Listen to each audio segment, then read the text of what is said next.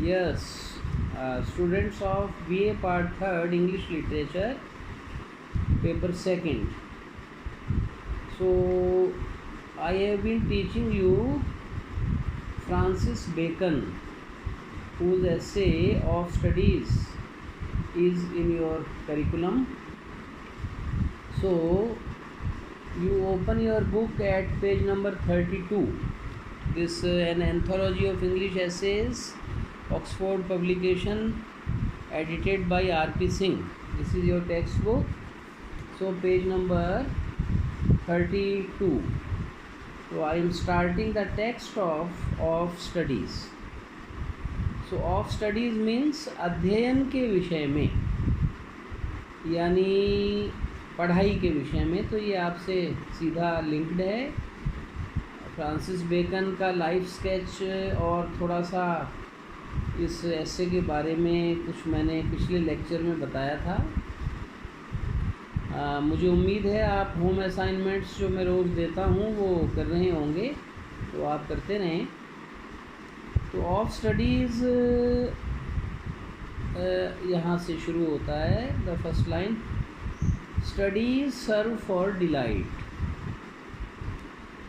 तो मैंने जैसा आपको पहले भी बताया था और आप पढ़ेंगे तो आपको खुद भी लगेगा कि एक तो ये महानतम निबंधकार है.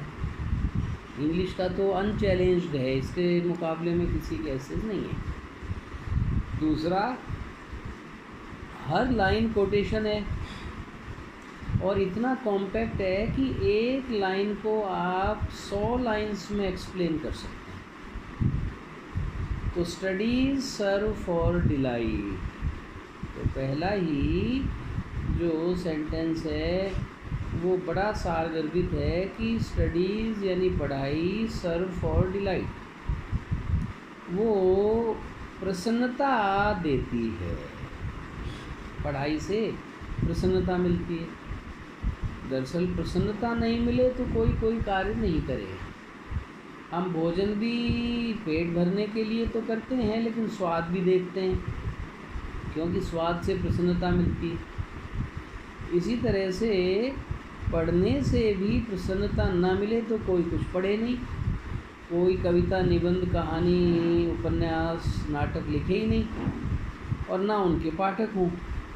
तो इसलिए पहला ही जो वाक्यांश है वो बिल्कुल पावर पैक्ड है, मीनिंग भरा हुआ है उसमें कूट कर, कि अगर आप कोई भी पढ़ाई का काम करते हैं तो आपको बड़ी खुशी मिलती है.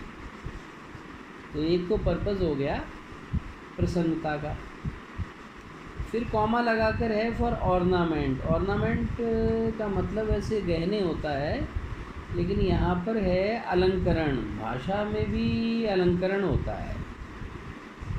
तो जो अलंकार युक्त भाषा है जिसमें एलिटरेशन, सिमिली, मेटाफर, बहुत से फिगर्स ऑफ स्पीच का यूज़ किया जाता है, तो पढ़ने से हमें हमारी भाषा सुसंस्कृत होती है, अलंकृत होती है.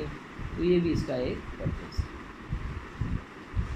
एंड फॉर एबिलिटी, और योग्यता के लिए भी पढ़ाई की जाती है. पढ़ाई से आप सक्षम बनते हो, योग्य बनते हो. तो आप कॉम्पिटिटिव एग्ज़ाम्स में बैठते हो तो आपकी सक्षमता देखी जाती है, एबिलिटी देखी जाती है कि भाई आप ग्रेजुएट हो कि नहीं हो, या पीजी हो या क्या हो. तो योग्यता भी बढ़ती है. तो ज्ञान के क्षेत्र में भी योग्यता बढ़ती है, रोज़गार संबंधी योग्यता भी बढ़ती है. तो इससे ये सिद्ध हो गया कि आपको पढ़ते रहना चाहिए. तो ये जो निबंध हैं इसके बेकन के सारे ही ऐसे हैं जिनसे आप लाइफ टाइम कंक्लूजन्स निकाल सकते हैं. You can draw permanent conclusions. तो कंक्लूज़न ये निकला कि चाहे आप खुशी चाहते हो, चाहे योग्यता चाहते हो, चाहे भाषा को सुसज्जित करना चाहते हो, तो आपको पढ़ना पड़ेगा. Their chief use, chief means मुख्य, यूज़ फॉर डिलाइट. अब अगर आप खुशी के लिए पढ़ना चाहते हो, इज़ इन प्राइवेटनेस, तो वो निजी तरीके से ले सकते. तो खुशी एक निजी धन है. माता बच्चे को लाड करती है तो उसका निजी धन है, उसका निजी लाभ है, वो उसका विज्ञापन नहीं करती। इसी तरह से अगर आप खुशी चाहते हैं तो आप बैठ जाइए अपने कमरे में, एक अच्छी पुस्तक निकाल लीजिए और फिर उसको पढ़िए, तो आपको बड़ा आनंद आएगा। तो अगर आनंद चाहते हैं तो प्राइवेटनेस एंड रिटायरिंग का मतलब यहाँ सेवानिवृत्ति से नहीं है।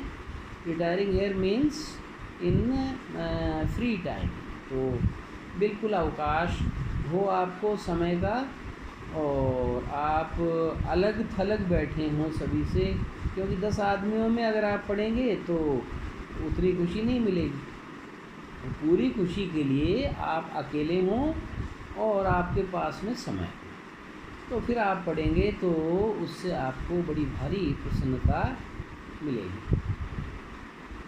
For ornament is in discourse, अगर आप भाषा को समृद्ध बनाना चाहते हैं, सुसंस्कृत बनाना चाहते हैं, तो आपको भाषण देना होगा। तो भाषण में ये काम आता है ऑर्नामेंटेशन, क्योंकि भाषण में अगर आप साधारण भाषा बोलेंगे तो लोगों को बोरियत हो सकती है, तो उसमें आप बहुत ही छंद अनुप्रास आदि का प्रयोग करके उतार चढ़ाव युक्त ढंग से किन्हीं महापुरुषों के सेंटेंसेस को कोट करते हुए बोलते हैं। उससे आपका जो लैंग्वेज है आपकी वो कैसी हो जाती है, ऑर्नामेंटल, अलंकृत भाषा हो जाती है। तो अगर आपको प्रसन्नता और आनंद प्राप्त करना है तो अकेले और खाली समय में पढ़ें। अगर आपको अपनी भाषा का अलंकरण और ऑर्नामेंटेशन दिखाना है तो आप कहीं भाषण दें, सार्वजनिक स्थान इत्यादि पर। एंड फॉर एबिलिटी, और अगर आप योग्यता पर बल देते हैं तो is in the judgment and disposition of business. तो योग्यता, अगर आप चाहते हैं कि हमारी योग्यता बढ़े तो वो जजमेंट यानी निर्णय करने में, एंड डिस्पोजिशन ऑफ बिजनेस, और दैनिक जो व्यवसाय है आपका कार्य, business here means not only shopkeeping but also your services and your exposure to the society. तो बाहर जो आप अंतर्बाह्य व्यवहार करते हैं और उनमें कई बार आपको जजमेंट की भी ज़रूरत पड़ती है, तो वहाँ एबिलिटी काम आती है। तो आपने पढ़ाई की, पढ़ाई करने से आपको समझ में आया तो आपकी योग्यता बढ़ी तो आप निर्णय अच्छा कर पाओगे और जो भी कार्य कर रहे हैं उनको अच्छी तरह से कर पाओगे। तो अब ये 2 सेंटेंसेस पढ़े तो इसको आप चाहें तो 2 घंटा एक्सप्लेन करने में लगा सकते हैं। तो इतना कॉम्पैक्ट इसमें मीनिंग भरा हुआ है, स्टाइल इसकी बहुत ही कॉम्पैक्ट है और कोटेबल है, और इन चीज़ों को आप कोट भी कर सकते हैं। तो एग्ज़ाम्स के लिए आपको बहुत सुविधा हो जाएगी, क्योंकि आप इलेबोरेट भी कर पाओगे और कोट भी कर पाओगे, और इसकी लाइंस मेमोरेबल हैं, याद जल्दी हो जाएंगी, क्योंकि वो अपने आप में कहावतें ही हैं, सेइंग्स हैं। नेक्स्ट है for expert man can execute, क्योंकि जो एक्सपर्ट का मतलब जो मंजे हुए लोग हैं, एक्सपर्ट कहते हैं जो बिल्कुल किसी कार्य में दक्ष हो। तो दक्ष लोग हैं जो किसी भी काम में एक्सपर्टीज़ हासिल कर चुके हैं, कैन एग्जीक्यूट, वो एग्जीक्यूट कर सकते हैं यानी कार्य रूप में ढाल सकते हैं। तो कार्य रूप में किसी योजना को ढालना है तो आप एक्सपर्ट होने चाहिए, पारंगत होने चाहिए। तो आप पढ़ेंगे तो आप पारंगत विद्वान हो जाएंगे, तो आप किसी कार्य को अच्छे तरीके से कर पाएंगे। अब एक तो पशुपालन में ही परंपरागत रूप से करता आ रहा है, और एक उसने डेयरी साइंस वगैरह का कोर्स भी कर रखा है और प्रैक्टिकली भी पशु पाल रहा है, तो वो ज़्यादा नॉलेज रखने के कारण एक्सपर्ट हो जाएगा।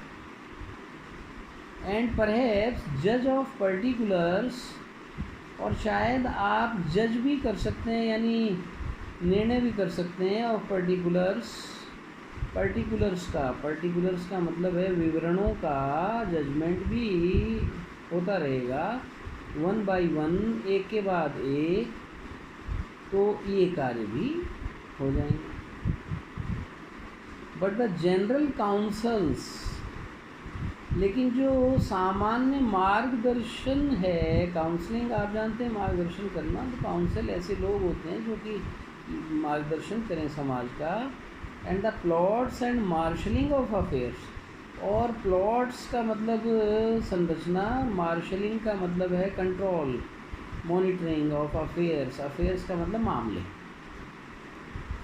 तो जो समाज में, जो प्रशासन में, जो सरकारी स्तर पर अथवा निजी स्तर पर जो मार्गदर्शक लोग हैं, या जो योजना बनाने वाले हैं, या कार्यों को का निरीक्षण करने वाले हैं, उनको कंट्रोल करने वाले नियंत्रक लोग हैं, तो ऐसी एबिलिटी अगर आप चाहते हैं तो कम बेस्ट फ्रॉम दोज, तो उन्हीं लोगों से सबसे अच्छी आ सकती है दैट आर लर्नेड, जो कि विद्वान। अब देखिए, विद्वान का मतलब मात्र अक्षर ज्ञान से नहीं है, क्योंकि कबीर किसी यूनिवर्सिटी में नहीं पढ़ा, लेकिन उस पर हज़ारों PhDs हो चुकी हैं, तो वो लर्नेड था। तो मात्र अक्षर ज्ञान वाले लर्नेड होते हैं ऐसा नहीं है, यद्यपि ज़्यादा संभावनाएं तो उसी की हैं। जो पढ़ेगा वो निश्चित रूप से विद्वान हो जाएगा। लेकिन कई बार कुछ गॉड गिफ्ट ऐसी भी होती है बहुत से लोगों को, अनपढ़ लोग भी कविता रच लेते हैं, तुकबंदी बना लेते हैं, अथवा उनका दिमाग बहुत तेज़ होता है, तो चीज़ों को राय देने में भी काफ़ी आगे रहते हैं, तो वो अपवाद हैं। ज़्यादातर अगर स्टडीज़ आदमी करेगा तो विद्वान हो जाएगा, विद्वान हो जाएगा तो वो सामाजिक, राष्ट्रीय, पारिवारिक जो भी कार्य करेगा तो बहुत अच्छे तरीके से करेगा, एक्सपर्ट हो जाएगा, एग्जीक्यूशन में माहिर हो जाएगा। To spend too much time in studies, अब बहुत से लोग स्टडीज़ में बहुत अधिक समय लगा देते हैं। इज स्लॉथ, वो एक प्रकार का आलस्य है।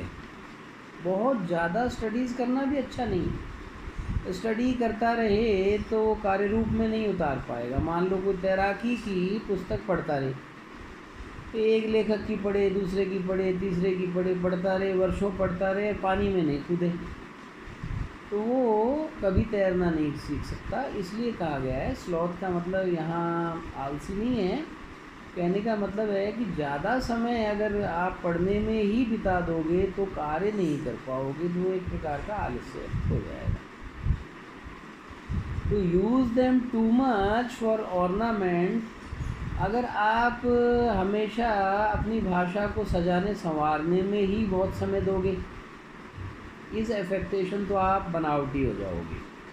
बहुत से लोग भाषण में बड़े माहिर होते हैं, बड़ा बुद्धि कौशल होता है, ऐसे ऐसे तर्क देते हैं, हिंदी में उसको कहते हैं पर उपदेश कुशल बहुतेरे, दूसरों को उपदेश देने में माहिर होते हैं, स्वयं उतारते नहीं कार्य रूप में।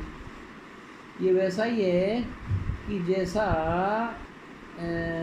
कोई सिगरेट या बीड़ी हाथ में लेकर के धूम्रपान के विरोध में भाषण दे, तो खुद तो वो पी रहा है और दूसरों को कह रहा है मत पियो। तो कहने का मतलब है, अगर आप भाषा संवारने में लगे रहोगे, बहुत बड़े आप वक्ता तो हो सकते हो, लेकिन वो आडंबर हो जाएगा, एफेक्टेशन कहते हैं, बनावटीपन, वो कृत्रिम हो जाएगा, यथार्थ से आप दूर हो जाओगे। To make judgment wholly by their rules, और अगर आपको जजमेंट करना है, मेक जजमेंट का मतलब निर्णय करना, Holi means completely, bye their rules, उनके नियमों के अनुसार, is the humour of a scholar, तो असली जो एक विद्वान है, वास्तविक विद्वान की जो भावना है वो जजमेंट की होती है कि हम रूल्स रेगुलेशंस के हिसाब से किसी निर्णय पर पहुँचें। ना तो एक सच्चा विद्वान बहुत ज़्यादा पढ़ता है, ना बहुत ज़्यादा अपनी भाषा को अलंकृत करके बनावटी बना लेता है, बल्कि वो वास्तव में उनको का प्रयोग करता है प्रैक्टिकली जजमेंट करने में। तो ये आपको बता दिया गया।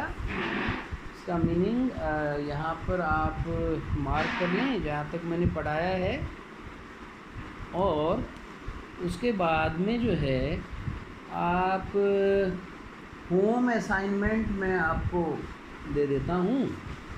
तो होम असाइनमेंट यही है कि केवल आप इसको जितना पढ़े हैं उसको आप अपनी लैंग्वेज में लिखें भी, और इसको जीवन में भी उतारें। तो आज का होम असाइनमेंट सबसे ही महत्वपूर्ण है कि जीवन में कैसे उतारना है, कि हमें ज़्यादा से ज़्यादा पढ़ना है। और पढ़ना किस लिए है? ताकि हम जजमेंट कर सकें, चीज़ों को अच्छी तरह से समझ सकें। That's all. Thank you.